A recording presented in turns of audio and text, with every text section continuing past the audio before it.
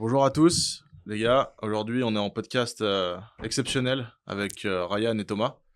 Donc, on a décidé de créer un contenu de type coaching, mais en format enregistré, format vidéo, afin de le partager avec les autres membres de l'accompagnement et afin de voir un petit peu comment fonctionnent nos coachings avec un élève qui est un peu avancé dans le programme.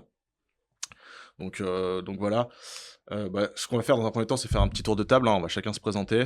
Et puis ensuite, on va tout de suite rentrer dans le vif du sujet. Donc ça va être les questions-réponses, les échanges avec les questions de Ryan. On va rebondir dessus, hein, avec Thomas. Donc pour les rapides présentations, moi c'est Elliot, cofondateur de Rentable.ch, associé avec Thomas sur le business Rentable et sur d'autres business. Donc sur Renter Pro également, et puis sur des business d'agence en marketing digital.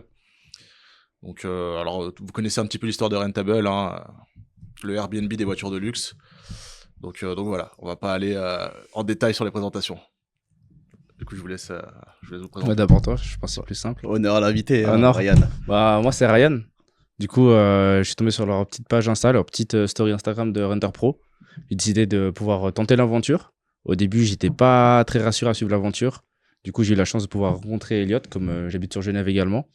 On a pu discuter en face, c'est ce qui m'a motivé à rentrer dans l'information. Et après, mon histoire, je vais la raconter plus tard, je pense. Comment ça s'est passé? Ouais, tu peux la raconter dans un second temps, il n'y a pas de souci. Ouais. Écoutez, moi je suis Thomas, cofondateur de Rentable. Donc on est là aujourd'hui pour discuter un peu comme l'a dit Elliot sur un coaching groupé. Donc à trois, comme ça on va avoir un bon échange qualitatif. Et ça pourra vous montrer à vous qui êtes derrière la caméra comment ça se passe pour un premier coaching. Le second, je crois d'ailleurs. Le second, oui. Donc on va suivre tout ça de près. Alors du coup, pour remettre dans le contexte, donc comme Ryan l'a dit, c'est le second coaching. Le premier, c'était pour le démarrage, donc pour débuter. Entre-temps, Ryan, il a bien évolué dans le business de la location voiture de luxe. Alors on va le laisser expliquer un petit peu les différentes étapes qu'il a vécues, et puis parle-nous chiffres également, hein, Ryan. C'est ça. Moi, les chiffres, je les ai plus forcément en tête, Ouais. comment ils évoluent progressivement, mais ça, je pense que tu les as plus ou moins. Je les ai notés, ouais. Voilà, parfaitement. Alors, moi, ça a pris à peu près 3 semaines pour pouvoir... j'ai démarché plusieurs propriétaires. Et en 3 semaines, j'ai pu rentrer une RS3 2023, magnifique, sportback, tout noir, toit ouvrant. Elle fait rêver, 400 chevaux.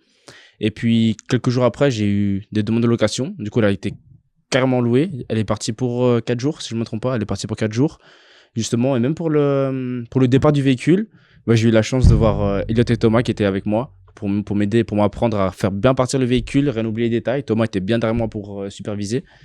Donc, c'est très bien passé. La voiture, elle est revenue nickel. Et juste après, je suis parti en vacances. Donc, T'as profité, t'as encaissé. C'est ça. Le rêve. C'est ça, justement. En plus, j'ai pris la formation. C'est tout short parce qu'il y a des vacances prévues depuis longtemps. Et du coup, on a pu faire partir le véhicule avant. J'ai pu voir ça. Du coup, on a fait partir le véhicule ensemble. Après, je suis parti en vacances tranquillement et j'ai pu avoir Elliot. Ouais, c'est Elliot qui a repris le véhicule ou Thomas. Ouais, non, c'était Thomas qui a repris le véhicule. Et puis, durant mon absence, il y a eu quelques réservations. J'ai eu des amis de confiance qui ont pu s'occuper du véhicule. Ils ont pu aller chercher le véhicule auprès de Thomas ou Elliot. Je sais plus exactement, comme j'étais pas trop sur le terrain. Mais c'est magnifique parce que le propriétaire de la RS3, il est convaincu par le travail que je fournis grâce à la formation. Donc, il souhaite sortir des véhicules. C'est-à-dire qu'une RSQ3 prochainement, dans un mois à peu près. Et il est même, lui, en train de faire mon travail. C'est-à-dire, il est en train de démarcher de nouveaux clients pour moi. Peut-être une 8R qui arrive prochainement. Là, je suis en discussion pour une A35. C'est un client qui souhaite lui-même louer le véhicule. Mais il souhaite quelques clients que je peux avoir. Donc, ça me fait un petit pourcentage. Ça fait partie du business. Donc, le business, il n'est pas fixe. On peut l'agrandir. Après, comme Thomas et Elliot, ils nous donnent une direction. Après, c'est nous qui choisissons la direction qu'on souhaite emprunter. Ouais, exact. Ça, c'est exactement le cercle vertueux du premier coaching, donc qui est sur la prospection. Ensuite, donner de la qualité à son client et puis... qui nous référence. Donc là, on voit dans ce cas-là que ton propriétaire lui-même démarche d'autres clients pour toi. C'est incroyable. Quand un client est satisfait, ça devient un ambassadeur. Et puis, ensuite, les efforts en fait qu'on a mis au début sont amoindris avec le temps parce qu'on a capitalisé sur des piliers de prospection et commercial vraiment, vraiment importants. Donc, c'est top ce que tu as fait à ce niveau-là. C'est magnifique. Et puis, je sais qu'il y a eu d'autres locations avec Maxime. Il a repris. Il a réservé pour le 4 au 6 septembre. Il a réservé. Ah, ok. Ouais, la deuxième fois. Tu avais eu un autre gars, comment il s'appelait le jeune. C'est un petit jeune, Pierre. Pierre. Après, je sais plus son nom de famille, mais. Super sympa, lui. Oui, il était super. J'étais pas là, c'était mon ami qui s'occupait de ça, mais il était super sympa et là, il est intéressé pour louer une autre voiture. Magnifique. Une 911. J'ai pas une 911 encore. Bah, on en a une. On en a une. On en a rentré une nouvelle le week-end dernier. Là, on est en train de faire des tournages vidéo, donc bientôt elle sort sur le site. Ok. Je t'enverrai la photo, tu pourras lui proposer si tu veux. Bien comme sûr. ça. Elle est incroyable. C'est parfait. Elle est sur aux alentours d'ici. À la Genève. À la Genève. Ouais. Ah, excellent. Alors. 4S. C'est elle du coup qu'on va parquer dans le box là. Ah, c'est elle. C'est pour ça qu'il sera plus dispo bientôt. Ok, parfait alors. Je t'enverrai la photo, comme ça tu pourras lui proposer. Avec plaisir alors. Parlons un petit peu chiffres du coup. Alors j'ai un peu regardé du coup. Alors aujourd'hui Ryan, toi, t'as récupéré les clés du RS3 le 19 juillet dernier. C'est ça. Aujourd'hui nous sommes le 19 août, donc ça fait pile un mois. Donc ça. là c'est bien, on va pouvoir avoir assez de recul. T'as généré en tout en chiffre d'affaires 4 750 € de chiffre d'affaires. Et ça représente à peu près 5 locations. C'est ça, si je dis pas de bêtises. C'est ça, oui, 5 locations. Donc, bravo, hein, t'as atteint l'objectif que beaucoup souhaitent atteindre en 3 à 4 mois. Toi, tu l'as atteint en moins d'un mois. C'est ça, mais 3 semaines. je suis toujours pas satisfait. C'est ce qu'il faut, c'est bien. Je veux pousser, je veux avoir un plus grand parc et... C'est bon signe. C'est ça, il a loué un maximum tous les week-ends. Pas que celle-là, mais d'autres aussi. Ouais, du coup je suis pas satisfait parce que je sais qu'on peut faire beaucoup plus. Et donc, d'où là l'importance du coaching. Là, ils vont m'apprendre quelque chose, même en off ou même présent là. Ce qui est bien aussi avec eux, c'est que je peux leur écrire tous les jours. Même si je leur écris dimanche, j'attends une réponse lundi et mardi parce que dimanche, c'est le jour du repos avec la famille. Ils sont toujours là à me répondre très rapidement et essayent toujours de m'arranger. Donc, sincèrement, merci à vous encore. C'est vraiment top. Avec plaisir. Merci à toi, Ryan. Voilà. Donc, Ryan, pour info, c'est pas notre chouchou. On n'a pas cherché à le développer plus que les autres ou quoi que ce soit. C'est juste qu'avec Ryan, c'est quelqu'un qui travaille beaucoup. Et puis les personnes qui travaillent, nous on les aide à avancer plus vite, forcément. C'est donnant-donnant. À partir du moment où on a un élève qui est bosseur et qui a envie de changer sa situation et de réussir sa vie dans la location de voiture, nous on va tout donner pour accélérer le truc. C'est ça le principe d'un accompagnement. Voilà. Donc avec Ryan, ça a super bien matché parce que de base, c'est un bosseur. Donc il n'y a pas de secret. Le travail paye. C'est vrai, il faut bosser. Hein. Même moi, à un point, je me suis dit... J'ai un peu diminué les messages derrière moi parce que pour moi, je l'ai fatigué. Hein. Moi, j'envoyais trop de messages. Je me suis dit, il faut... le mieux, c'est de concentrer en fait dans des coachings. Comme ça permet d'optimiser la qualité de nos réponses. Tu vois, parce que c'est vrai que répondre ponctuellement par message, c'est bien. Mais le fait de prendre 1 heure pour vraiment échanger et se concentrer sur justement des discussions, ce sera toujours plus qualitatif. C'est beaucoup mieux, c'est ça. Voilà. Et en même temps, grâce aussi à leurs réponses et les coachings, ça me permet d'avoir aussi des bons arguments de vente auprès du propriétaire. Parce que les propriétaires, ils ont énormément de questions. Parce qu'il faut savoir qu'ils ont leur bien, ils veulent laisser leur bien. Il faut qu'ils fassent confiance, il faut qu'ils savent comment ça fonctionne, ils veulent savoir le pouvoir qu'ils ont dessus. Et ce qu'il faut bien dire, c'est qu'ils ont le pouvoir total. C'est eux qui décident, nous, on est juste là pour leur fournir le service. S'ils veulent garder leur véhicule, ils veulent pas la louer, ils sont pas contraints à faire ce dernier. Yes, tout Exactement. à fait. Aujourd'hui, là, on parle beaucoup d'un RS3. Est-ce que tu as d'autres modèles, peut-être, actuellement? Là, j'ai une M4 16 compétition de 2018. Magnifique. C'est un ami à moi, mais même les amis, il faut les démarcher. Hein. Bien sûr, il faut les démarcher, c'est pas forcément facile. Il est très intéressé à me laisser la location. Je lui laisse encore un peu rouler avec. Hein. Il m'a dit, il va encore rouler. Il m'a donné une date d'ici fin août qu'il souhaite la louer.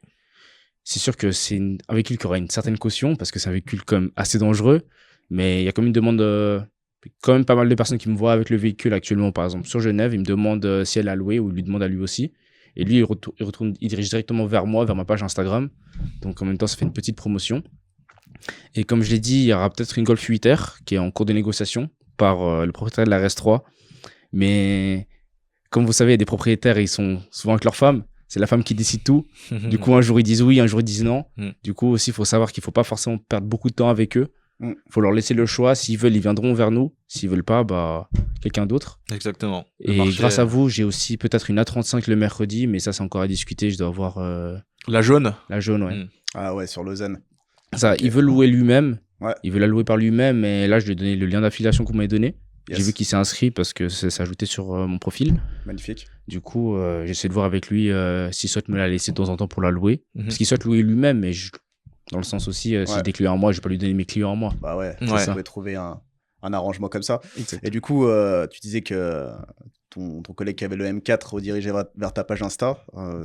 Si tu peux dire le nom de ton agence de loc, hein, ouais, comme ça, si vous voulez vous louer des voitures sur Genève aussi, allez directement voir sur Rentable ou alors sur ta page Insta si vous souhaitez les véhicules. Alors c'est Noble Drive, Noble Drive et G pour Genève. Les photos sont pas encore top parce que j'avais créé, c'était pour les engagements. J'ai aussi un DBX dessus, j'ai oublié de vous dire. Sérieux? Ouais, j'ai un DBX. C'est un ami Magnifique. qui m'a envoyé une photo. Du coup, les photos, elles sont pas top. C'est pas moi qui ai pu les prendre. Et même la Ouais. RS3, j'ai gardé les photos de base car il y a eu des engagements dessus. Et je trouve ça très important. Ça rajoute le côté réel. Mhm. Ok. Qu'au lieu de rajouter les photos qu'on a pu prendre grâce à vous. Ouais. Parce qu'on a rajouté, j'ai eu un shooting offert aussi. Un shooting qui m'ont aidé à avoir juste avant la location du véhicule. C'est des photos vraiment magnifiques de la RS3.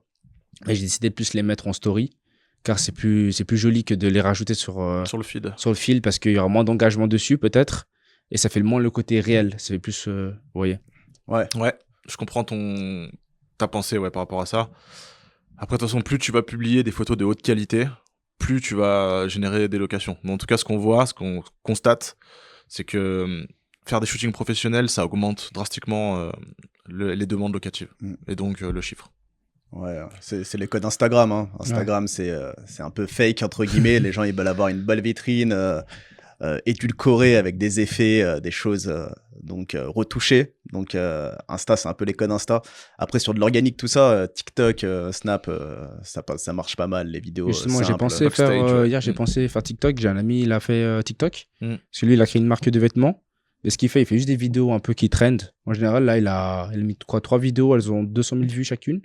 C'est juste, il a marqué un petit texte et après, il va faire rentrer sa marque. Et les shows, Incroyable. C'est ça, ce qu'il faut faire. Hein. Ouais, c'est ça. Du coup, j'ai pensé faire ça un peu, pas la Moscar, celui que Ouais. vous avez déjà loué là, mais faire un truc du genre avec les voitures, rouler et peut-être ça fait rêver Carrément. aux gens. Mm. Et après, on fait Ça, laisser la petite promotion, quoi. Yes, Une parfait. vraie stratégie solide. C'est ça. Parfait. Bon, bah, du coup, je pense qu'on a tout de suite transitionné sur le coaching. Donc, je pense qu'on va commencer par le marketing, du coup. Hein. Bien sûr. Donc, c'est vrai qu'avec Ryan, sur nos différents échanges, là, on s'est dit qu'on allait quand même bien parler de marketing, le vrai marketing, pas celui qu'on peut apprendre à l'école, mais le marketing, le vrai, celui qui génère des ventes. Donc, le but, c'est d'en parler déjà aujourd'hui. Donc, on va faire marketing, premier bloc de 20 minutes. Ensuite, on passera sur la partie plutôt gestion, je pense. Si tu as des questions, hein. Ouais. Si t'en as pas, on ira tout de suite sur la partie rentabilité. Parce que je sais que tu as beaucoup de questions sur la rentabilité. Quels sont les véhicules qui se louent le mieux? Quel véhicule tu dois prioriser dans ton démarchage, etc. Ok? Ouais, ça marche. Super. Bah, est-ce que déjà, tu as des questions par rapport au marketing à nous poser ou est-ce qu'on te déroule une explication? Déroulement, hein, c'est Ouais. plus simple, ouais. Ok. Donc toi, je sais que tu as fait des études en marketing. Ouais. Donc tu es en master actuellement. Tu en master quoi déjà? Je vais faire un master en droit économique. Droit économique, à Lausanne, mais ouais. t'as du marketing un peu? J'ai un bachelor où j'ai fait pas mal de marketing dessus, oui. Ok. J'ai fait finance et marketing. Ok. Donc tu connais la théorie autour du marketing. C'est simple, en fait, le marketing, c'est être le plus visible possible. C'est la règle d'or. Visibilité, conversion. D'accord? Donc là, j'ai pris un gros raccourci. Ce qu'il faut voir, en fait, c'est un entonnoir. Donc on parle d'un entonnoir, en fait. Au sommet de l'entonnoir, on va générer un maximum de visibilité, de notoriété. Le but, c'est d'être visible de partout. C'est la première chose à faire, c'est la première priorité. Donc pour être visible de partout, il faut faire du multi-canal. Donc il faut poster ses annonces de location de voiture sur tous les canaux possibles et inimaginables. Donc tu vas avoir tous les canaux de réseaux sociaux, Instagram, Snapchat, TikTok, Facebook. Tu vas avoir les canaux de marketplace, Anibis pour les Suisses, Seconde Main pour les Belges, Autoscout 24 pour tout le monde, Facebook Marketplace également. Tout ça, c'est la partie marketplace. Et puis après, bah, le but, c'est aussi de travailler régulièrement sur ces deux plateformes-là et également sur le réseau actif, donc autour de toi. Dire que voilà, toi, tu as des voitures en location, etc. Si ça peut intéresser des gens, bah, qu'ils n'hésitent pas à t'en faire part. L'avantage aussi du bouche à oreille et du réseau physique, c'est que tu as forcément l'ami d'un ami qui aura besoin d'une voiture à un moment donné, par rapport à un mariage, par rapport à un événement, et bah, il pourra penser à toi assez rapidement. Nous, on l'a constaté également, c'est une très grosse part de notre activité, hein, c'est aussi le réseau. Toi, je sais que tu as quand même un assez bon réseau sur Genève-Lausanne, donc c'est aussi quelque chose qu'il faut actionner, c'est important. Donc voilà par rapport à la partie visibilité. Une fois que tu as la visibilité, le deuxième, si tu descends un peu plus bas dans l'entonnoir de conversion, tu vas avoir la partie acquisition. Ce que j'appelle l'acquisition, c'est passer d'un inconnu, un mec qui te connaît pas, à quelqu'un qui connaît ta marque et qui a démontré un intérêt pour ton offre. Donc l'acquisition de lead, de prospect. Un prospect, c'est quelqu'un qui t'a écrit. D'accord? C'est quelqu'un, t'as son numéro, il t'a contacté soit par message, en messagerie instantanée sur les réseaux, soit il t'a contacté sur WhatsApp, ou soit en messagerie instantanée sur les marketplaces. Donc ton but, c'est de la visibilité, générer un maximum de prospects. Donc pour ça, c'est simplement être différent des autres dans ta visibilité. Quelqu'un de lambda, il va mettre des photos de smartphone, par exemple, prises à l'iPhone, qui sont bien, mais sans plus. Nous, on va toujours préconiser des shootings professionnels pour les véhicules, afin d'avoir justement une différence au niveau du marché, avoir une qualité d'image qui donne envie de consommer, d'accord ? Donc ça c'est la règle d'or, c'est toujours avoir une image ultra qualitative pour se différencier de la concurrence. C'est comme ça que tu vas générer des prospects, d'accord ? Ensuite, c'est l'engagement. Après, donc, visibilité, acquisition, engagement. L'engagement, c'est engager ton prospect. Donc c'est échanger avec lui. Pour ça, il faut être très réactif. À partir du moment où il te contacte, dans les 5 minutes, toi, tu dois échanger avec lui et tu dois être le plus réactif possible dans ton échange. Ça, c'est très important. C'est un mec qui s'apprête à te donner 1 000 € à peu près, hein, c'est le panier moyen dans la location de voiture. Un gars qui s'apprête à te donner 1 000 €, si tu lui réponds dans 30-40 minutes après t'avoir écrit, tu baisses tes chances de le convertir. Forcément, lui, son but, c'est de trouver une voiture hein, pour un événement, j'imagine, ou pour autre chose, peu importe. Dans tous les cas, il va écrire à plusieurs agences. Voilà, donc l'agence qui sera la plus réactive va rassurer le prospect et puis il va forcément prolonger la discussion avec celle-ci. Donc c'est très important d'être réactif. Ça, c'est très négligé par la plupart des gens. Ils se disent ouais, c'est bon, je lui réponds dans 2-3 heures, c'est dimanche. Non, tu lui réponds dans les 5 minutes et tu crées un échange avec lui. C'est ça l'engagement. Donc tu l'engages, tu discutes avec lui, tu réponds à toutes ses questions, ses objections. Ton but, c'est simplement de le rassurer sur ton professionnalisme. Et puis après, c'est la conversion. Donc c'est passer du prospect au client, c'est l'action de conversion. Donc pour ça, toi, tu dois lui faire payer un acompte pour qu'il réserve ton véhicule. Donc ça va passer par toutes ces différentes étapes. Et puis après, le mouvement de conversion, pour faciliter la vente et la conversion, tu peux lui offrir un petit bonus, par exemple. Tu peux, par exemple, lui offrir un nettoyage professionnel offert au début. Ça, en début d'activité, tu peux te permettre, tu vois. Oui. Ou tu peux, par exemple, lui offrir un petit bonus de quelques heures, par exemple. Voilà, il prend le véhicule 48 heures, tu lui laisses 48 heures et 3 heures, par exemple. Ça, c'est des choses qui peuvent aussi très bien marcher, tu vois. Et ça va le pousser à la conversion. Parce que tu es sur une prestation à 1 000 €, par exemple, c'est le panier moyen. Pour un particulier, c'est un budget. Et donc, plus tu vas lui donner des petits gifts, des petits cadeaux, plus tu vas faciliter justement le mouvement. Donc voilà. Voilà par rapport à l'approche d'entonnoir de conversion. Donc ça, c'est une approche très théorique. Maintenant, après, ce qu'il faut, c'est travailler sur chacun de ces piliers step by step. Toi, aujourd'hui, t'en es au stade où t'as de l'offre avec les véhicules que tu proposes. Aujourd'hui, il faut que ton offre, tu la diffuses au plus grand nombre. Donc t'as un travail à faire, un gros travail de focus à faire au niveau de la visibilité. Créer des contenus de haute qualité et les multiplier sur le maximum de canaux possible. C'est ton premier taf, c'est ton premier focus à avoir. Voilà pour l'explication, pour la petite masterclass. Déjà, est-ce que c'est clair? Est-ce que tu as des questions? Et puis Thomas, est-ce que tu as des choses à compléter aussi? Moi, j'aimerais savoir où Ryan il en est à ce niveau-là, donc sur l'aspect marketing. Qu'est-ce que tu as déjà mis en place? J'ai pas mal déjà publié sur les différentes plateformes. Ça peut être Roadster, 2EM, parce qu'on est sur Genève. Anibi, c'est Le Bon Coin. Par exemple, Anibi, c'est Le Bon Coin, ça a amené quelques clients, mais ce qu'il faut savoir aussi, il y a des clients qui sont juste là pour voir, pour juste voir, en fait. Des fois, pour voir l'offre, pour voir si c'est intéressant ou pas. Par exemple, même il y en a un avant-hier, il m'en a parlé, il m'a clairement dit honnêtement, c'est un des seuls qui m'a dit, c'est juste il vient se renseigner, parce qu'il y a aussi, ce qu'il faut savoir, il y a des personnes qui veulent louer la voiture, mais ils sont uniquement là, juste pour voir, pour essayer la voiture avant l'achat. Par exemple, il y en avait un qui était curieux d'avoir ce que c'est d'avoir une RS3, du coup il s'est dit pourquoi pas la louer un jour, c'est ça. Voir ce que ça fait, je me projette dedans et voir si c'est un achat qui vaut la peine. Souvent les gens ils font en leasing, donc 4-5 ans c'est comme des années avec la voiture, c'est comme pas mal de mois avec la voiture. Donc où je suis plutôt, ce sera plus au point de vue de la visibilité. Je pense que c'est là qu'il faut booster. C'est pour ça que, comme je vous ai dit juste auparavant, avant qu'on arrive ici, je compte faire plus de réels, être plus actif sur les réseaux et même payer beaucoup de photographes et de vidéastes pour que je puisse vraiment pour que ça puisse péter. Parce que c'est comme un investissement, hein, c'est ce que je dis à des amis. C'est peut-être dans le business au début 200-300 balles, c'est cher pour nous. Mais quand le business il commence à scale, on va parler entre 2-3 000, après ça augmente. On se rendra compte que les petits investissements, c'est plus grand chose. Tout à fait. C'est ça exactement. Généralement, les premières locations, le premier retour sur investissement sur les véhicules proviennent du pilier, donc plateforme, donc partenaire comme tu dis. Donc 2M, Getaron, Gomor. T'as Gomor aussi. Gomor, oui, en c'est Suisse. ça. T'as listé ta voiture dessus? Oui, j'ai mis dessus. Ok. Rentable aussi également. Rentable également. Qui a une belle attraction sur la Suisse romande, sur les véhicules haut de gamme. Généralement, les premières locations viennent toujours de là. Ensuite, voilà, il faut que tu crées et que tu développes tes propres réseaux avec des stratégies, comme l'a dit Elliot. Donc, on va voir ce que tu as mis en place. Du coup, comme tu as dit que tu allais faire des photos avec des photographes, des amis à toi qui avaient une touch vraiment sur des véhicules de luxe, comme tu as pu nous en parler en off tout à l'heure.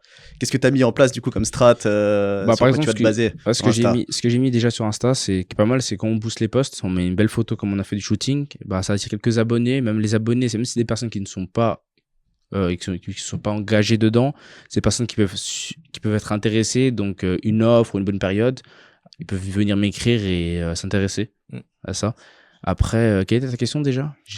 Les stratégies liées aux réseaux sociaux, notamment Instagram, parce que c'est le canal qui convertit le plus. Alors moi, ce que j'ai pensé, c'est faire des réels. Les réels, c'est ce que les gens ils adorent regarder. Très court, 30 secondes, 1 minute, efficace. Moi, j'ai pensé peut-être faire, peut-être le scénario, je vais encore le travailler. Mais ce que les gens ils aiment avec les voitures qu'on met en location, c'est la vitesse, l'expérience de celle-ci. Donc je me suis dit, pourquoi pas faire une vidéo en quelque sorte de présentation très courte. On voit les voitures arriver. Comment c'est l'intérieur, par exemple, tout bêtement on peut mettre une femme à côté avec une manicure, bah c'est les codes, c'est ça les codes, mais si les gens ils louent les voitures, c'est pourquoi, généralement c'est pour avec une fille, mariage ou autre, donc pourquoi pas mettre à l'intérieur. Par exemple, en plus avant-hier j'étais dans un jardin d'une amie, elle a un grand jardin, donc je me suis dit pourquoi pas mettre les voitures à côté, peut-être séance film, comme si on était entre couples ou autre, quelque chose comme ça. En fait, créer un contenu qui peut donner envie aux clients de se projeter. Et si les gens se projettent dedans, ils veulent acheter. Ils veulent vivre l'expérience. C'est comme votre formation, par exemple. En parlant avec vous, en voyant quelques vidéos, tout ça, je me suis senti un peu plus, comme j'aime l'automobile, de me projeter dans l'expérience. C'est comme aussi les différents élèves qui peuvent me voir aujourd'hui, qui me verront au moment où ça va sortir. C'est des personnes qui se projettent, qui souhaitent avoir un parc immobilier, vivre l'expérience, se lancer tout simplement dans l'entrepreneuriat. Ne plus être un simple salarié. Il n'y a pas de honte à être un salarié, mais dégager une autre activité de revenus et en même temps kiffer faire la chose. Donc, je reviens sur ce que tu as dit précédemment, c'est très pertinent, c'est vendre une expérience. Le but justement d'un bon marketing, c'est pas de vendre un produit, ça, on s'en fout, tu vends pas un produit, tu vends une émotion, une expérience. Et ça, c'est exactement ça que tu as saisi le sens même et l'essence d'un bon marketing. Voilà.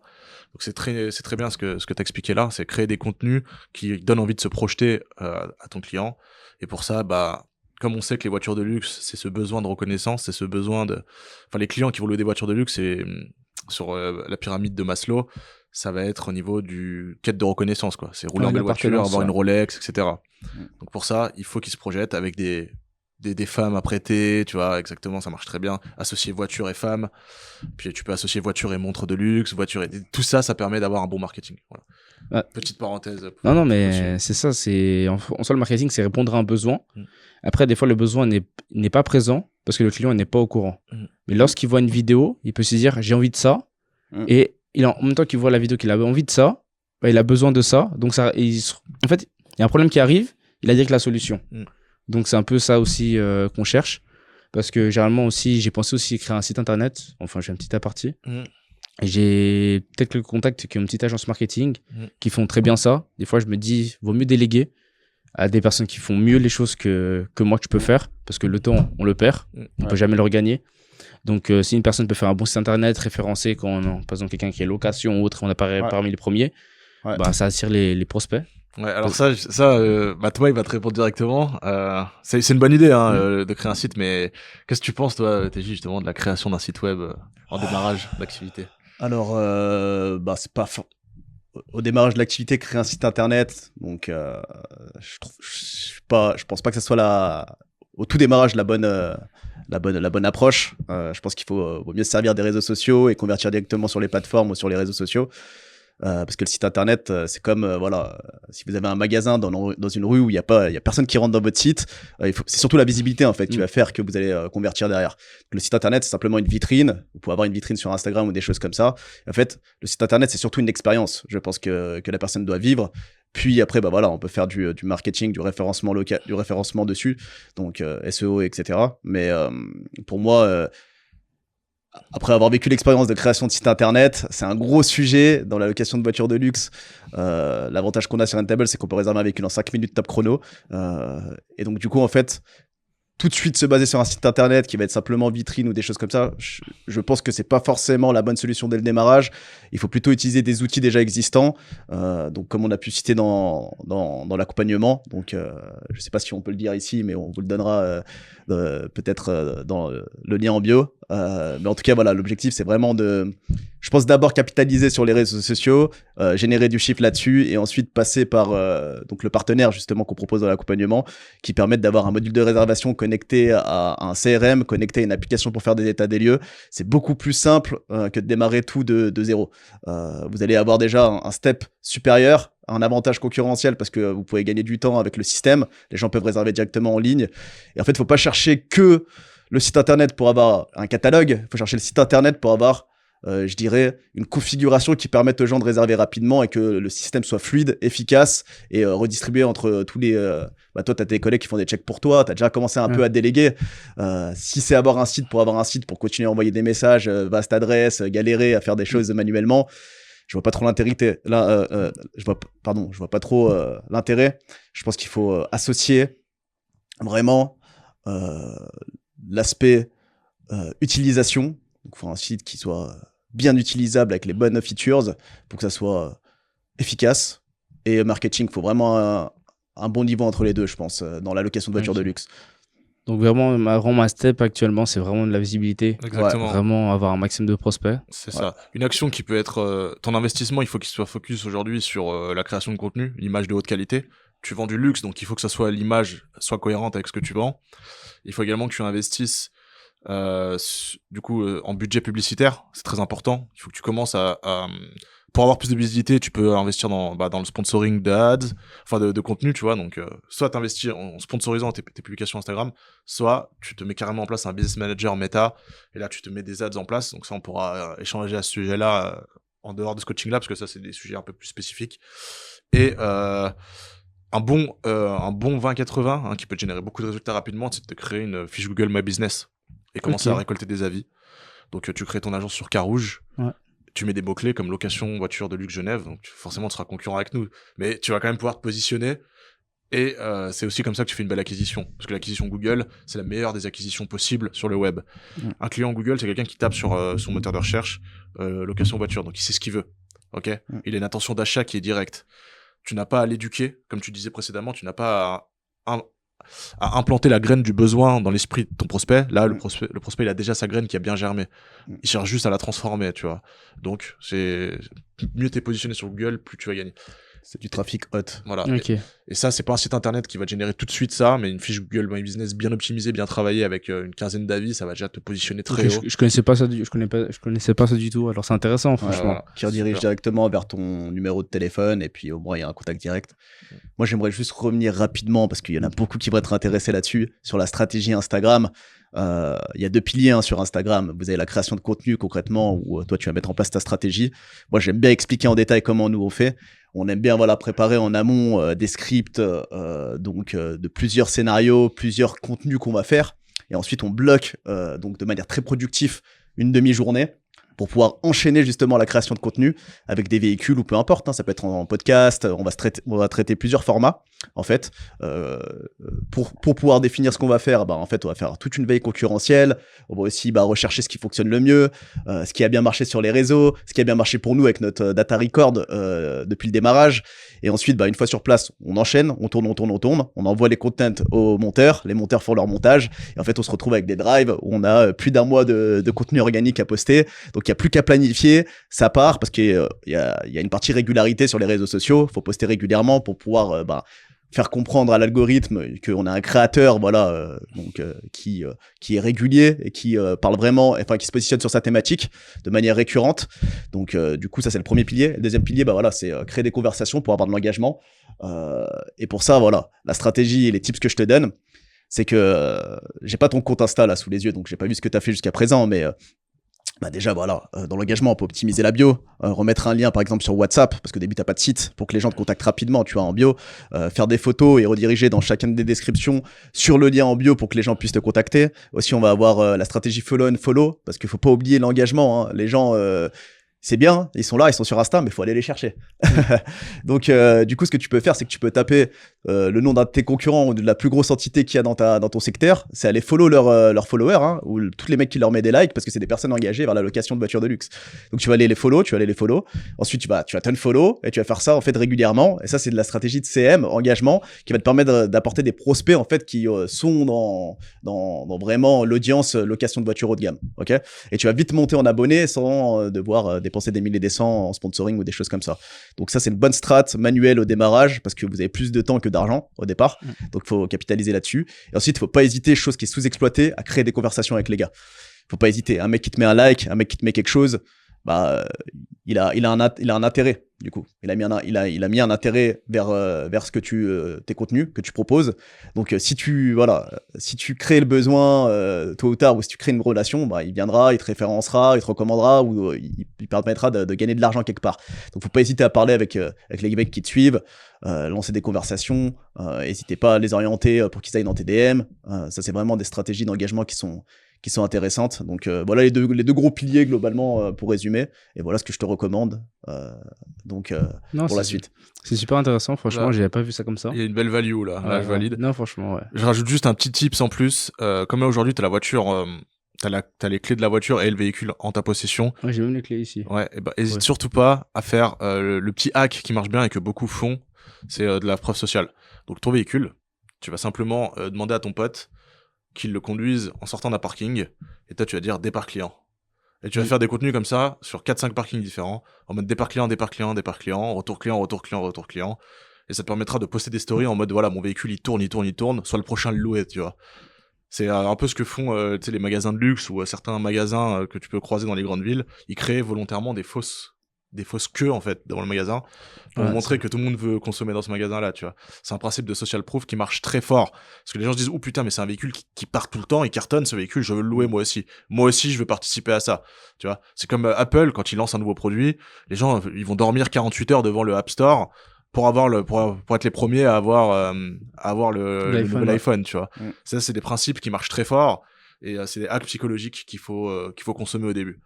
Donc abuse de la preuve sociale, t'as le véhicule entre tes mains, t'as des potes, prends le temps, prends une demi-journée pour créer justement des contenus comme ça, hyper backstage, hyper preuve sociale, départ client, retour client, et ça tu publies sur Snapchat, Instagram et TikTok. Non mais là déjà juste avec ça, je me suis dit je prends un photographe pour l'après-midi cette semaine, l'après-midi où mes potes ils peuvent être là. Je vais passer l'après-midi à faire les choses. Hein. Ouais. Magnifique. Parce que c'est vrai que j'ai pensé qu'il faut je publie énormément. Oui. Et donc, si je peux être assidu, même faire un départ tous les jours, retour, des choses. Constance et régularité, c'est la clé. Prépare tes contenus vraiment dans un drive. 2 semaines à l'avance. Si tu peux, 1 mois. Et après, tu planifies. Hein, comme ça, au moins, tu te prends pas la tête là-dessus. Il faut vraiment que ça soit cadré, pro. La création de contenu, c'est compliqué. Hein. C'est pas notre fort aussi également, mais on le fait. Et dernière valeur que je vais donner sur Insta, après, je pense qu'on va... On va passer à la gestion, ou à la rentabilité, on verra. Ouais. Bah, c'est le type de contenu. Ever, hein, le type de contenu qui a le mieux marché pour Rentable, ouais. C'est contenu donc cortège mariage. Ah oui, je me rappelle de cette vidéo, je crois que vous arrivez dans une sorte de manoir, quelque chose comme ça, non? Non, le château, ça, tu vois. Ouais, le château, oui. Non, ça, c'est autre chose, ça. Mais cortège mariage, vraiment, des clients qui ont filmé leur vidéo, enfin, leur location, leur véhicule, leur mariage, parce que c'est souvent des mariages ou autre chose. Donc, avec un cortège de toutes les véhicules Rentable, le gars avait loué une quinzaine de véhicules. Ça, c'est parti viral. Hein. Donc, voilà. Ça tu pourras produire ces contenus-là quand tu auras au moins 3 véhicules loués pour un même événement, tu vois. Okay. Mais ça, c'est vrai que c'est très fort. Bon, du coup, les gars, je pense que côté marketing, on a fait le tour. Ryan, est-ce que t'as assez de valeur ou est-ce que... Ouais, non, j'ai assez de valeur. Déjà, vous me donnez assez de matière pour de quoi travailler. Donc, je vais pas tout demander. Hein. Là, c'est à moi de travailler. Voilà, le but, c'est pas de saturer ton cerveau de plein d'informations. Le but, c'est de te donner des directives pour que toi, tu puisses produire derrière. Non, c'est ça. Là, juste après, durant la journée, quand on sera plus ensemble, j'ai préparé plusieurs scénarios, je vais faire évoluer par des gens, leur avis aussi, l'avis des clients externes, ça peut être ma soeur, ses amis, ce qu'ils en pensent, parce que même si c'est pas des clients types, elles peuvent dire que j'ai aimé la vidéo. Vous voyez ? Alors ça, c'est à double tranchant. Pourquoi ? Parce que si les personnes que tu consultes, donc je sais pas moi, par exemple ta sœur ou ton meilleur pote, il aura pas un avis objectif, et c'est peut-être pas forcément le cœur de cible, tu vois ce que je veux dire ? Non mais je me suis dit j'allais faire une étude de marché générale, globale. Ouais. Pour voir que même si mon public cible, il adore, et si j'arrive à démarcher quelques autres personnes, parce que je connais des personnes qui font des locations pour leurs copains. Il y a des filles, ils ont fait des locations pour faire plaisir à leurs copains. Ah ouais. Du coup, je me dis, ça peut être des choses pour démarcher. Mm. Même des personnes, ils disent, je viens à Genève, est-ce que tu connais une institut de location? Ça peut être plusieurs points, mais je me suis dit, je vais faire un petit plan, plusieurs scénarios, réfléchir au lieu, faire une après-midi, shooting, hein. On va mettre le budget, ce qu'il faut faire. Magnifique. Ouais. Yeah, c'est magnifique. Bon, les gars, on va avancer sur une autre partie parce que ça fait déjà 30 minutes. Ouais. Du coup, alors Ryan, vu que c'est toi aujourd'hui qu'on coach, quel sujet tu préfères aborder en priorité? Est-ce que tu préfères qu'on parle de rentabilité sur véhicule ou est-ce que tu préfères qu'on parle plutôt de gestion métier? Bah, on fait gestion métier, on suit le fil conducteur. Ça marche. Alors, par rapport à la gestion métier, Ryan, il m'a posé plein de questions. Hein, comme il le disait, il m'écrit quasiment tous les jours. Enfin, à une période, il m'écrivait quasiment tous les jours. Ça me dérange pas, ouais, hein, t'inquiète.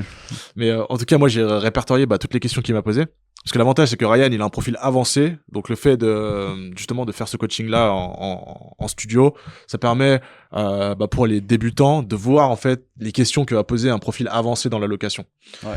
Donc lui, il a déjà échangé avec beaucoup de prospects, hein, et il me pose beaucoup de questions. Donc moi, ce que je vais faire, c'est que je vais poser la question, Ryan. Toi, si tu as besoin de la reformuler, tu la reformules, et puis Thomas va y répondre. On peut se faire un petit jeu de rôle à trois comme ça. Ouais, ça va très bien. Super. Donc Ryan, récemment, il discutait avec un client. Le client lui a proposé de splitter la caution. Donc une caution de 3 000 € initialement, 2 000 € en cash et 1 000 € en carte. Qu'est-ce que t'en penses? Bah, je pense ça sent un peu bizarre. Après, c'est pourquoi on veut splitter comme ça, parce que si on a l'argent, on peut tout mettre sur le compte, parce que nous, on fonctionne vraiment par emprunt bancaire. C'est plus sûr et on sait que l'argent, c'est du vrai argent, hein, parce qu'il y a beaucoup de faux billets. Donc, t'en penses quoi, toi? Après, voilà, on est dans un milieu quand même où c'est des premium, donc on va avoir beaucoup de demandes des fois qui seront sur mesure en fait. C'est compliqué de standardiser dans ce milieu-là. Donc moi, j'écoute la personne et je demande pourquoi. Ensuite, j'essaye de comprendre vraiment si je vois que la personne est vraiment qualifiée, j'ai fait son KYC, je vois qu'il n'y a rien à craindre, bah, je peux accorder exceptionnellement ça, mais la plupart du temps, je vais prendre uniquement en caution, en empreinte de carte. Et si j'accorde, bah voilà, ensuite tu peux prendre une caution, tu peux prendre un WannaPay, par exemple, la solution qu'on utilise, où on va prendre une caution à 2000 et le reste en cash. Si je vois vraiment que la personne a été KYC et que c'est pas un profil malveillant, tu vois. Mais ici, c'est identifié, vérifié, identité vérifiée, point. Ouais. Et une petite question, les personnes qui proposent leur véhicule en tant que caution, t'en penses quoi? Non. Red flag. Red flag, on est d'accord. C'est qu'il est pas solvable. C'est ça, on applique aussi des filtres pour pouvoir toucher une type de clientèle qui est haut de gamme. Hein. Toi, voilà, t'es dans une ville, t'es pas en Poitou-Charentes. T'es quand même dans une ville à Genève, Lausanne, enfin Suisse romande. Il y a du beau monde qui passe par là, il y a des stations de ski, il y a d'autres villes comme ça, il y a Bordeaux, Lyon, où il y a du business, vous avez Luxembourg aussi, Paris, Monaco, voilà, toutes les grandes villes quoi. Et donc du coup, tu peux avoir des gros partenariats avec des grosses institutions, hôtellerie, ambassade, ONU, toutes ces choses-là, des aéroports, des aérodromes privés aussi. Donc pour arriver à atteindre ces clients-là, faut louer des véhicules déjà qui sont immatriculés au nom du pays. Et il faut avoir des filtres efficaces pour pouvoir attirer une bonne clientèle, et cette bonne clientèle ensuite se sent exclusive dans un cercle et te recommande, tu vois. Donc si t'accordes à n'importe qui de louer et tu le fais n'importe comment, t'auras une mauvaise image, et t'auras des véhicules qui dureront peut-être je sais pas 2 semaines et rentreront dans un mur. Bon après si tu prends des cautions en voiture, t'auras peut-être des Clio 4, des Clio 3 en échange, donc tu auras 5-6 Clio 3. Si c'est ça ton projet, tu peux le faire, mais non, mais si tu veux vraiment être dans la haute sphère et faire vraiment du gros cash en capitalisant sur 20% des clients, donc t'as 100% des clients qui veulent louer chez toi, au final donc t'as 80% des clients qui sont triés, donc ça fait seulement 20% des clients qui te donnent vraiment du cash, et ces 20% des clients font 80% de ton chiffre d'affaires. Donc c'est vraiment la qualité et non la quantité dans ce domaine d'activité. Donc n'hésitez pas à être figé sur vos processus, pas trop faire de ristourne, voilà, ça sert à rien, on prend vraiment une expérience. Et l'avantage d'avoir une conciergerie, c'est que t'es pas tenu par les charges, quoi. T'as pas des frais, t'es pas pris par la gorge par tous les frais que peuvent avoir d'autres loueurs sur des modèles plus traditionnels, comme des frais d'assurance, des frais de leasing, des frais d'entretien. Non. Toi, tes seuls frais, c'est marketing, quoi. C'est ça. Voilà. Exact. Ok, bon, je pense que Thomas a bien répondu à cette question, hein, top. On va passer à la suivante. Tu m'as beaucoup posé de questions par rapport au vol. Donc, en cas de vol, ça se passe comment? Assurance, non? Voilà. Ça, c'est une très bonne question. Caution. Du coup, par rapport au vol, est-ce que déjà tu veux compléter cette question Ouais, ou- non, c'est vraiment plutôt type de vol parce que si le véhicule est volé, après aussi, il y a le propriétaire qui va être énervé parce que c'est son bien qui a été volé qui nous a été confié. Donc, je sais que ça ne nous est pas arrivé, mais dans le cas, ça se passe comment? Ouais. Alors nous, on se substitue pas au propriétaire hein, déjà. Le propriétaire, c'est le propriétaire du véhicule. Hein. Ouais. Donc c'est pas nous le propriétaire. Nous, comme tu l'as dit tout à l'heure, tu as très bien expliqué, on est simplement prestataire de service. On est là pour l'aider à rentabiliser son bien. Initialement, c'est lui qui veut rentabiliser son bien. Donc c'est lui qui est responsable de sa voiture. Donc c'est à lui de faire les démarches pour pouvoir être bien assuré. Nous, on peut l'orienter, comme on a dit, donc pour avoir voilà, les meilleures assurances possibles sur le marché pour qu'il puisse être couvert. Par contre, c'est lui qui est responsable de son bien, et notamment dans le contrat de prestation de service qu'on fournit, bah voilà, c'est bien mentionné. Si tu l'as bien lu avant de le faire signer Bien sûr, à son propriétaire.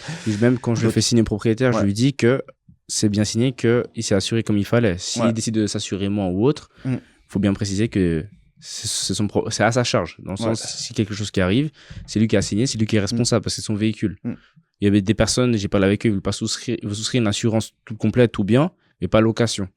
Donc, dans le sens, s'il arrive quelque chose et l'assurance apprend que c'est pas location, alors vous savez comment ça fonctionne les assurances. C'est ça. Donc après, à ce niveau-là, voilà, tu as aussi des plateformes sur lesquelles tu peux lister le véhicule pour qu'il soit assuré temporairement. Tu as cité 2M, Gomor. Eux, ils mettent des assurances en plus. Comme ça, le propriétaire n'est pas obligé de lister ses véhicules. Ils prendront des commissions, mais c'est le jeu. Hein. Après, le propriétaire, il va voir qu'il gagne moins. Il va se dire, bah, faut peut-être que je prenne une assurance, du coup, moi de mon côté, pour pouvoir être assuré au total. Car sharing ou en Suisse, là, ici, on est en Suisse et on parle de Suisse. Donc, du coup, c'est des options de location occasionnelle et professionnelle qu'on met sur la prime. Et en France, comment ça se passe du coup? Ça, c'est une bonne question. Bah du coup en France c'est exactement pareil, hein. On va utiliser des plateformes, donc Turo, on a Turo qui vient d'arriver sur le marché, très gros acteur, où on peut prendre, en plus on peut moduler notre commission en fonction du pourcentage en fait du véhicule qu'on va pouvoir assurer. En gros, on peut moduler notre commission de 90% jusqu'à 80%, si je vous dis pas de bêtises. Donc du coup, en fonction de voilà, si vous voulez que votre véhicule soit pris en charge à 100%, à 80% ou à 90%, bah, vous pouvez même choisir le type de caution que vous voulez sur cette plateforme et ils assurent des véhicules jusqu'à 150 000. Et donc voilà, c'est la même chose. Au final, 160, je crois. Ouais. Faudra vérifier, mais c'est à peu près ça. De toute façon, ils assurent des véhicules, vous pouvez louer des Porsche dessus, c'est assez intéressant. Faut regarder Turo aux États-Unis, ça marche très fort. Il y a beaucoup de gens qui rentabilisent des voitures, donc comme toi en conciergerie là-bas. Donc c'est vraiment une vraie plateforme qui permet aux gens de gagner de l'argent. Et donc du coup, vous pouvez passer par ces plateformes-là. Et sinon, bah, dans le même cas, c'est le propriétaire qui devra prendre son assurance. Donc après, quand on grossit, on peut faire de l'apport d'affaires sur des assurances flottes et proposer à des personnes voilà, des produits d'assurance donc à travers nos courtiers, etc. Mais au démarrage, voilà, faut utiliser les plateformes. Et puis sinon, c'est le propriétaire qui se débrouille. Je prends le cas de Florian, un élève que je coach. Qui a réussi en 7 jours à avoir un GLC 43 qui était destiné à la base à être vendu. Le propriétaire n'arrivait pas à le vendre, donc du coup il l'a mis en location. C'est lui-même qui a pris son assurance, il s'est débrouillé, il a appelé MMA ou je sais plus qui il a appelé, il a pris une assurance car sharing, parce qu'au final ce qu'on fait c'est de l'autopartage. Voilà. Et par rapport à la Belgique aussi, si jamais on a des élèves un jour qui intègrent des élèves belges, ce qu'il faut noter c'est qu'en Belgique il y a aussi des possibilités d'assurance. Donc il y a Getaround qui est la plateforme numéro 1 aujourd'hui de location de voitures en particulier en Belgique. Ils ont un produit d'assurance qui couvre les véhicules jusqu'à une valeur quand même assez élevée, je crois, 80 000. Et puis après, c'est, voilà, de manière générale, peu importe le pays, ce qu'il faut bien noter, c'est que nous, on n'est pas, en tant qu'agence de location et conciergerie, on n'est pas courtier en assurance, ok? Donc, c'est pas notre travail à nous. On n'a pas le droit.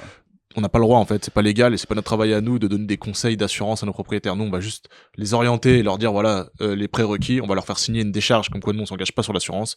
Mais voilà, il faut pas se triturer par rapport à l'assurance, ça n'est pas notre profession, ce n'est pas notre zone de profession.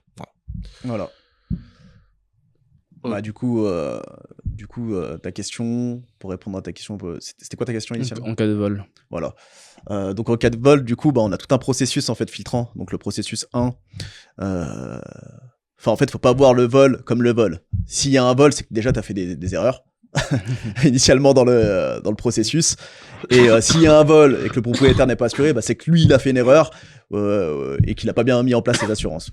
Donc s'il est pas remboursé, ça c'est son problème du coup. Mais nous de notre côté, on va s'assurer de faire un bon KYC, donc vérification permis de conduire, carte d'identité, justificatif domicile moins de 3 mois, facture téléphonique avec l'adresse. Ensuite on va vérifier la présence en ligne. Donc comme on l'a dit souvent, on va vérifier que la personne a à une société, on est toujours. Maintenant, tout le monde est sur Internet. Tout le monde a créé une société, tout le monde a fait des études, tout le monde a joué dans un club de foot, tout le monde a été listé une fois dans le journal. Donc on arrive à retrouver la majorité des clients dessus. Si on les retrouve pas, on va pouvoir pousser le bouchon et demander voilà des contrats de travail, des choses comme ça. Et ça m'est même arrivé des fois d'appeler la société pour savoir si la personne avait bien travaillé dans cette société-là. Donc à partir du moment que j'ai fait ça, je sais que je peux retrouver la personne, je sais qu'elle est légitime, je sais qu'elle est legit. Voilà, en général, il y a pas forcément, enfin, il y a personne qui va donner sa vraie identité pour aller voler le véhicule. Ça c'est très rare. Ensuite, on va mettre des cautions qui vont être établies avec un montant assez élevé pour éviter la revente sur le marché noir ou des choses comme ça. Le gars se dira jamais je veux louer un véhicule avec une caution à je sais pas, à 8000, alors que si je le revends, au marché noir, je gagnerai pas, je serai pas rentable. C'est pareil, hein. Donc ces gens-là recherchent de la rentabilité quand ils vont faire du vol ou du détournement. Donc on va mettre des cautions suffisamment élevées. Ensuite, on va prendre nos paiements uniquement par carte bancaire. Si possible avec l'identité de la même personne qui a donné ses autres documents sur la carte. Caution aussi par carte bancaire, donc on s'assure qu'il est solvable, qu'il a un travail, qu'on peut le retrouver facilement. Et puis une fois qu'on a fait ça, t'as déjà réduit drastiquement le taux de chance que quelqu'un te vole ta voiture. Et puis même si quelqu'un au final te vole ta voiture, si le propriétaire est bien assuré, la caution est toujours plus élevée que la franchise, donc du coup il gagnera certainement de l'argent. Et puis il se fera rembourser le véhicule donc directement par son assurance, donc que ce soit les assurances des plateformes ou alors les assurances concrètement les siennes quoi. Okay. Dans sa déclaration.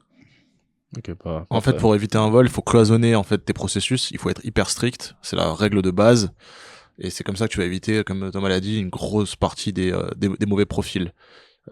Règle d'or, hein, à partir du moment où tu trouves pas le profil sur Google et qu'il refuse de donner plus de documentation, comme des contrats de travail, des choses comme ça, c'est un red flag. Tu dis non, stop, on arrête. Même moi, surtout, RS3, c'est la voiture où les gens ils adorent des fois la voler ou d'autres choses. Ouais. Il y a beaucoup de gens qui m'ont contacté, qui voulaient payer et tout, même cash ou autre. J'ai pas donné de suite. Ouais. Parce que c'est des profils, ils voulaient pas me donner un document, ils voulaient me donner en face. En face, j'ai pas le temps de vérifier les choses, ça peut être des faux papiers. Exactement. Je travaille pas dans l'office l'office d'immigration du coup pour savoir. Mais c'est ça, c'est des profils s'ils souhaitent faire une démarche, sachant que la confiance est mutuelle, faut que je puisse lui accorder la confiance pour vice versa, vous voyez, pour que quelque chose se fasse. S'ils veulent pas se plier à tes process, faut passer suite. C'est ça.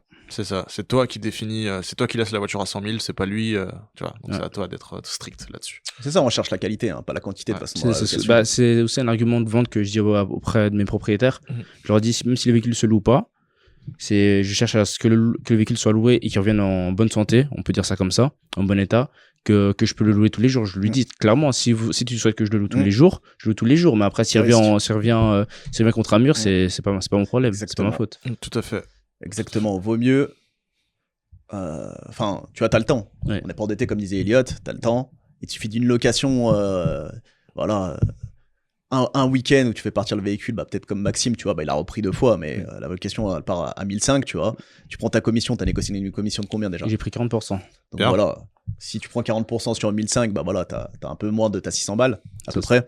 Donc vaut mieux la louer une fois 600 balles, avoir un petit complément de revenu de 600 balles sur un seul véhicule dans le mois, sans avoir de charge, que de la faire partir à n'importe qui et de se prendre la tête, se triturer l'esprit, de devoir gérer des cas bizarres à chaque fois, quoi. Suis tes processus, automatise et tu seras serein. Ouais. Du coup, la suite. Du coup, la suite, toujours en parlant de gestion, du coup, t'as pu faire un état des lieux avec nous, tu vois. Donc ça, c'est une super chose. Dommage que t'aies pas fait l'état des lieux de retour. Comme ça, t'aurais eu tout le process. Mais bon, ça se fera sur les prochaines locs. Ce qui est très important lors d'un état des lieux, c'est d'identifier.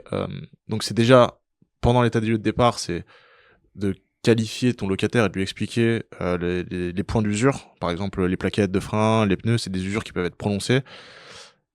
Et au retour, il faut que tu sois intransigeant là-dessus parce que tu peux te faire niquer. Donc Thomas, est-ce que toi, tu as des tips à donner par rapport à l'état des lieux de retour pour t'assurer que tout s'est bien passé ? Ça peut être des couilles aussi, enfin des soucis non visibles, tu vois. Donc comment tu mettrais en place des jalons de contrôle par rapport à ça ? Alors déjà, je pense qu'en termes d'état des lieux, on en a beaucoup fait, que ce soit dans le véhicule citadin et véhicule de sport. Donc je vois un peu des approches et des points où faut faire attention. Les points, pour être synthétique, les premiers points, ça va être Au démarrage, donc au départ, c'est ça déjà la question. Au départ, c'est vraiment le départ qui va faire le retour. Donc au départ, faut vraiment faire attention de bien prendre les vidéos, bien filmer tous les endroits, parce que c'est souvent l'endroit qu'on n'a pas filmé où il y a un dégât au retour. Donc ça, par expérience, prenez le temps de filmer, reculez bien, surtout les jantes. Il y a des endroits qui sont plus justement soumis à avoir des dégâts que d'autres. Donc les jantes, bas de caisse, on va filmer aussi le pare-choc. Sous le pare-choc, les gens oublient ça. On va Arrête filmer de porte. Ouais, arrête de porte, on va filmer aussi l'usure. On rentre le téléphone dans la roue, donc à travers la jante, pour filmer vraiment la plaquette de frein. Les pneus, on va mettre son doigt pour regarder la hauteur des pneus. C'est des petits détails comme ça aussi à l'intérieur à filmer, parce qu'il y a des gens qui fument des fois, donc qui brûlent le plafonnier. Donc on va filmer ça. On va filmer des petites rayures qu'ils pourraient faire sur la console, des choses comme ça. Vraiment prendre le temps de filmer et bien expliquer à quoi exposer le locataire au démarrage. Donc on va lui exposer la grille tarifaire, si on peut, des dégâts, comme ça il sait déjà ce qu'il va devoir payer s'il fait des dégâts dessus, ça le calme en général. Aussi on va bien lui expliquer qu'il faut qu'il nettoie la voiture. En fait il faut vraiment être le plus transparent possible et que la personne ait le maximum d'informations possible pour que ça se passe bien en fait au retour s'il y a des dégâts, tu vois. Moi j'ai pu avoir des dégâts qui ont coûté très cher sur des véhicules. Ça s'est bien passé parce qu'en fait le gars était très au courant de ce qui allait se passer s'il faisait des dégâts au démarrage. Donc déjà ça réduit drastiquement le pourcentage d'avoir des dégâts, donc c'est cool. Et en plus de ça, ça permet au retour, s'il y a un dégât, de vite l'identifier. Si le gars est pas content, on regarde la vidéo et la photo. Et en plus de ça, comme en amont, on a pris des cautions par carte, la personne peut avoir un recours auprès de son assurance carte pour se faire rembourser si on le prélève sur un dégât. Donc au final, si vous faites des choses carrées et que vous pensez à tout le monde et que vous souhaitez que tout le monde passe un bon moment et une bonne expérience, ça se passe bien. Voilà. Je sais pas, d'autres... Ouais, non, c'était très clair, très très clair. Est-ce que tu proposes des outils pour réaliser des bons états des lieux? Donc, je sais pas, une lampe torche, un témoin de pneu, par exemple, des choses comme ça? Ouais, exactement. J'ai tout dit. Ouais, t'as tout dit. Donc, lampe torche, témoin de pneu, vous pouvez utiliser tout ce qui vous aidera, Voilà. pouvoir tablette, pas de feuilles papier, des choses comme ça. Un téléphone pour filmer aussi, primordial. Et puis, même si des fois, vous pouvez faire des retours, il fait nuit, il y a de la pluie, on va pas voir le véhicule. Dans le contrat de location, vous mettez une clause, donc double check, toujours. Soumis à double check. Pour rechecker le lendemain matin quand il fait beau, le véhicule. Donc ça, le client doit le savoir C'est quand ça. il fait ses retours la nuit. Incluez également la grille tarifaire en annexe, comme ça vous la faites signer au client dans le contrat, comme ça s'il y a un dégât, il discutera pas du tarif. Et Dans la boîte à gants aussi, vous pouvez la mettre. Voilà, dans la boîte à gants. Et dernière chose, faites toujours préchauffer. C'est des voitures c'est des gros moteurs, d'accord? C'est des moteurs de 400 chevaux, 500, 600, voire même 700 pour les M5 compétition stagées. Faites toujours préchauffer les moteurs et sensibilisez votre locataire par rapport à ça, parce que ça peut tuer un moteur de rouler comme un porc à froid sur ce modèle-là. Donc il faut toujours faire préchauffer comme il faut avant de le faire partir. Donc si vous avez un état des lieux par exemple à midi, la voiture tu la sors une demi-heure avant et tu la fais un peu préchauffer par exemple, tu vois. Comme ça le locataire il va pas s'amuser à la faire tirer à froid, tu vois, sinon ça va l'exploser. Très important ça. Il y a beaucoup, ça c'est con, mais ça il y a beaucoup de voitures en fait qui vieillissent très mal à cause de ça. Hein. Ouais, c'est vrai. Voilà. Et du coup, il y a une question qui me vient comme ça, Thomas. Une question, je pense, qui va beaucoup interroger Ryan et les autres élèves. Est-ce qu'on gagne de l'argent sur des dégâts? Est-ce qu'on gagne de l'argent sur les dégâts? Sincèrement, ouais, vous pouvez gagner de l'argent sur les dégâts parce que si vous déjà gérez les dégâts, donc ça peut être possible que le propriétaire n'ait pas le temps de le faire, donc c'est à vous de gérer et de ramener chez vos partenaires. Vous pouvez gagner de l'argent parce que vous avez dans votre clause, dans votre grille tarifaire, dans votre grille tarifaire, vous allez avoir concrètement des rémunérations pour la gestion justement des dossiers, donc de sinistres. Donc vous pouvez inclure ça, ça peut être à l'heure, peu importe, vous incluez ça en fonction de votre taux horaire, peu importe. Et puis forcément, vous allez avoir aussi des immobilisations de véhicules, parce qu'ils ne pourraient pas être loués, que vous pouvez mettre dans votre grille tarifaire, donc forcément vous allez gagner de l'argent, c'est de la gestion, tout ça. Si le propriétaire décide de le déléguer, et que vous gagnez de l'argent à le faire, faites-le. Donc voilà, vous pouvez gagner de l'argent là-dessus. Ouais, c'est indiqué aussi dans la grille, si je ne me trompe pas, les frais de dossier, par exemple, les frais administratifs. Tout à fait. Exactement. Exact. Bon, après, faut pas essayer de scammer les gens là-dessus. Le but, c'est pas d'avoir des dégâts. Et avec nos processus, voici les chiffres qu'on a réalisés. 95%, donc 95% pour les Français de location où tout se passe bien. 5% où c'est couvert par la caution. Et après, 0,7%, on a eu un seul dégât concrètement sur plus de de 2-3 000 locations, donc un seul dégât complètement couvert par l'assurance qui a abouti sur un dégât qui était plus cher que le montant de la caution. Mais le propriétaire a gagné de l'argent parce que la caution était plus chère que la franchise. Et puis voilà, donc c'est pas... capitalisez pas là-dessus, mais vous pouvez gagner de l'argent sur la gestion des dégâts, c'est tout à fait normal, c'est du travail. C'est ça. À partir du moment où tu mets ton temps dans de la gestion, ce temps, il est valorisé par de l'argent. Le temps, c'est de l'argent. Donc, toi, tu te dois de facturer un supplément par rapport à ces frais de gestion-là. Et le supplément, il est pas imputable au propriétaire, il y est pour rien. Il est imputable au locataire qui a fait la connerie. Voilà. Bon, faut être clair sur ses grilles tarifaires au démarrage. Faut pas que ça soit une surprise pour le locataire, mais... C'est ça. Et puis, si ça l'énerve un peu, vous lui fournissez une facture, il ira voir son assurance de banque et il se fera rembourser dans les mois qui suivent. C'est ça. À partir du moment où c'est une premium, il me semble. Si c'est une carte normale, Visa, je suis pas sûr qu'il y ait des assurances. Par contre, s'il a une Visa premium, tu sais, les cartes Gold un peu là, ça marche. Ouais. Après, t'as aussi les Black Cards chez Revolut qui marchent très bien. D'ailleurs, je vous conseille tous d'en faire une. C'est 30 balles par mois et ça permet de payer à l'international, donc je crois 50 pays, sans frais bancaires. Voilà, petite aparté comme ça, finance. Et ils fournissent l'assurance location. Ouais, ils fournissent l'assurance location. C'est une putain de carte. Voilà. Et tu peux même faire du placement en bourse et t'as moins de fees sur les investissements et tout. C'est costaud. Après, la plupart des gens là, qui vont louer ces véhicules-là et faire des empreintes de cartes sur des 4-5 000, vaut mieux avoir des bonnes cartes, pas des cartes La Poste. Ou... Ouais, c'est ça. De toute façon, par défaut, c'est pas souvent les gens qui ont les moyens de faire des locations haut de gamme comme ça. Et surtout avec les processus qu'on met en place, c'est pas des clochards, tu vois. Par exemple, t'as vu tes clients aujourd'hui, c'est quand même des bons clients, tu vois. C'est ça. Par exemple, Maxime, je vais pas rentrer dans les détails de sa vie, mais c'est quelqu'un qui a une très belle vie en Suisse, tu vois, donc très aisé. Ouais, c'est aussi pour rajouter, j'ai peut-être un client qui est intéressé pour faire des locations de longue durée pour des clients en lui. Et c'est une personne, peut-être, je vais faire partir la RS3 pour 3 jours, 1000 balles. 1000 balles à peu près. Et lui, c'est pas quelqu'un qui l'aide sur le prix. C'est quelqu'un qui va négocier. Il va chercher jusqu'au bout pour pouvoir avoir la moins chère, mais c'est pas quelqu'un qui va négocier sur le prix. Ouais. C'est quelqu'un qui change souvent de voiture. Il a des voitures lui-même à lui, des Range Rover, des choses comme ça. Mais c'est pas une personne qui va lésigner parce que, aussi, comme vous dites, c'est des locations premium. C'est pas des locations, c'est pas des Clio 2, des Clio 3, des Renault. C'est des véhicules qui coûtent un certain montant. Donc, on va pas donner à la première personne du coin. C'est ça. C'est une personne qui sait les risques et qui est prêt à subvenir en cas de... Ouais. Bah ouais, sur un véhicule comme tu peux faire une location. Je prends le cas parce que ça nous est arrivé. Tu peux faire des rentabilités de 100 000 balles en 1 an et demi facile. Hein. Donc, de cash collecté sur un RS3, des choses comme ça. Et un mec qui peut me dire de faire une location une fois, il va prendre 1 mois ta voiture, il va te donner 10 000 balles, tu vois. Ça nous est arrivé, donc, visez, soyez pas trop gourmand, attendez, votre temps arrivera, tôt ou tard. Et une location peut vous sauver. C'est clair. Peut vous sauver des acédiques. C'est clair. C'est clair. Maintenant, maintenant qu'on parle un peu de modèle premium, justement, c'est la bonne transition pour le dernier sujet de cet échange, de ce coaching. Ryan, il m'a énormément questionné également sur quel véhicule marche bien, Golf 8 GTI, Panamera, RSQ3 rouge, RSQ3 blanc. Voilà, il m'a bombardé sur plein de modèles. ABT, voilà. jante bleue. Yes, c'est ça.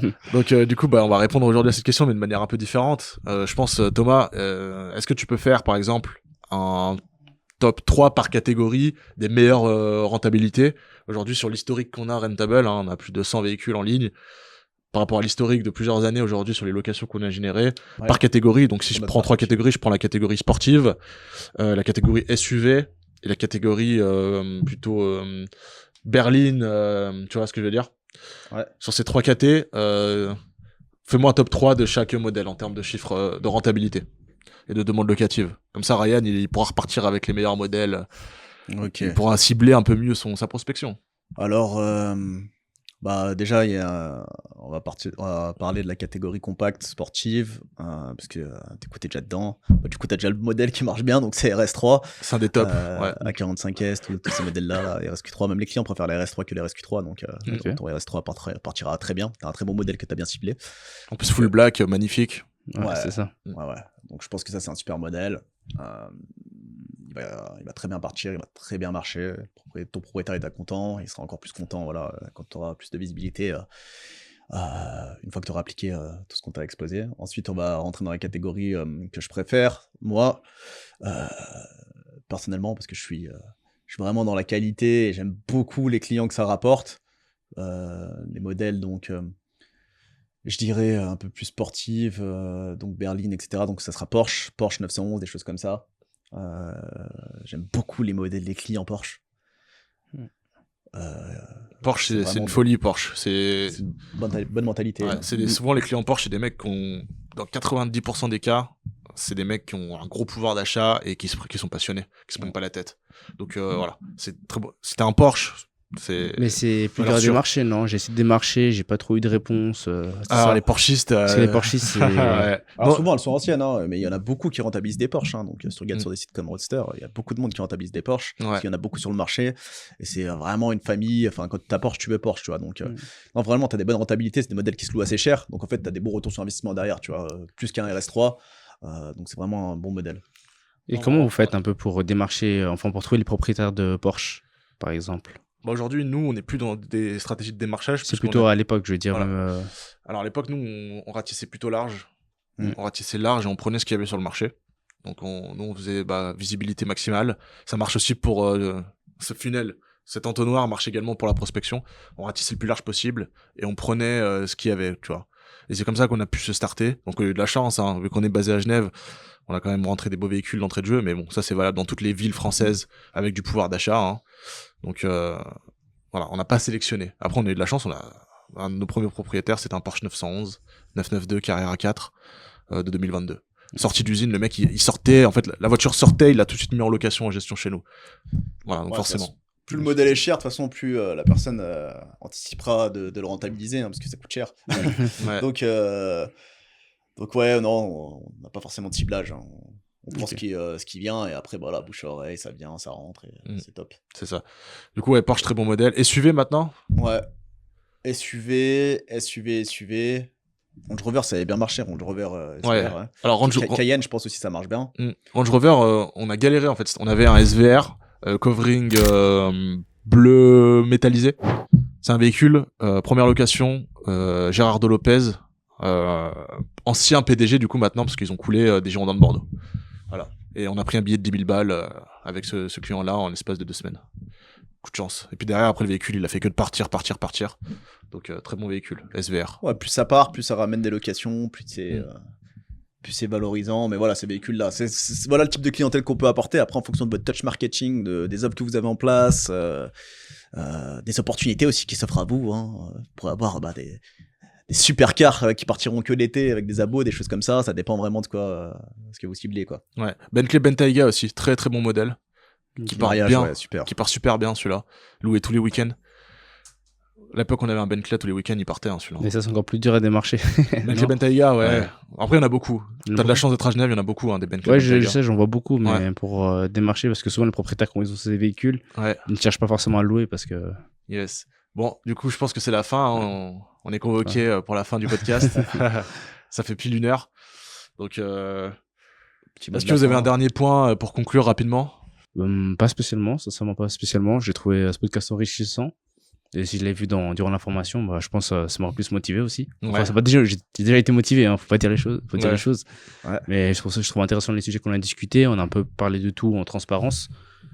Et donc, je pense que certainement ils auront des questions aussi. Mais on a bien répondu en soi. Ouais. Moi, j'ai une question. Hein. Dis-moi. Ryan, qu'est-ce que tu dirais au Ryan d'il y a du coup plusieurs mois en arrière, Il y a 1 mois. il y a un mois, qui avait rien lancé, voilà, qui était intéressé, mais qui, je sais que tu avais quand même une prise de décision avant de passer à l'action, tu avais réfléchi, tu avais mis du temps à passer à l'action. Qu'est-ce que tu conseillerais justement à ce Ryan, maintenant que tu es là 1 mois après, avec tes résultats que tu as obtenus, qu'est-ce que tu conseillerais justement à ce Ryan? Bah, moi, je lui dirais déjà bravo, pas de regret, parce qu'il faut se lancer dans les choses, faut se lancer, parce que beaucoup de gens ont des projets, mais ils ne s'avancent pas, ils n'essayent rien. Donc bravo, mais bouge-toi encore, parce que moi je me trouve trop light encore. Bon, après, j'étais pas loin à 2 semaines, ça m'a ralenti un peu sur les choses, mais dans le sens, je suis bien, c'est un petit avancé, mais je compte avancer beaucoup plus loin dans tout, pas forcément que dans ce business-là. C'est le moment de continuer, c'est une fierté dans le sens, faut être fier de chaque petite victoire. Même se réveiller le matin, faire un petit sport. Du sport, par exemple, c'est une petite victoire de la journée. Ouais. Donc, faut être fier des petits steps et Rome, c'est pas construit en un jour, quoi. Exact. C'est ça. Disons que tu as fait le plus dur, qui est le mouvement entre le 0 à 1. Donc, t'es pas encore à 1, Ouais. mais tu as validé le fait que tu pouvais gagner de l'argent grâce à l'entrepreneuriat. C'est ça. D'accord? Tout en continuant ta vie, donc en étant en vacances, tu vois, t'as encaissé pendant que t'étais en vacances. C'est quand même magnifique. Il y a rien de plus beau que d'encaisser du fric pendant que t'es en vacances. Hein. C'est ça. C'est jouissif. Ouais. Et t'as cette partie-là, et puis t'as aussi cette partie justement où bah, tu valides le concept de conciergerie, donc il y a peu de gens qui y arrivent parce que c'est du travail et les gens ne veulent pas travailler aujourd'hui. Donc toi, tu fais partie de ces gens qui travaillent et c'est ce type de personnes qu'on va accompagner. Donc bah, moi, je te félicite pour ton mindset. C'est avant tout un mindset, hein. C'est surtout un état d'esprit. C'est même pas des compétences ou quoi, peu importe d'où tu viens, tes origines, ce que tu fais. Il n'y a pas d'excuse à avoir, c'est une question d'état d'esprit. Et aujourd'hui, Ryan, il a le bon état d'esprit pour réussir, donc nous, on mise beaucoup sur ce cheval-là. donc tu vas y arriver, et nous, on va continuer à te suivre, en tout cas, bah, jusqu'au bout, quoi. Oh, bah, Donc voilà, avec merci plaisir, en tout cas hein. d'avoir Merci en tout cas. fait cet Merci exercice. Ryan. Merci Elliot pour la session de podcast et le coaching. Bah, merci pour votre invitation, hein. Avec plaisir, les gars. Merci Ciao. Thomas aussi hein, pour la value, pour la valeur, toujours hein, très important. Et bah, du coup, on va clôturer du coup le podcast. À la prochaine, peut-être à toi qui nous regarde derrière l'écran. Ce sera peut-être ton histoire que tu écriras comme Ryan et on est en train d'écrire la sienne. Félicitations encore une fois. À très vite. C'était Thomas, Elliot et Ryan. Ciao.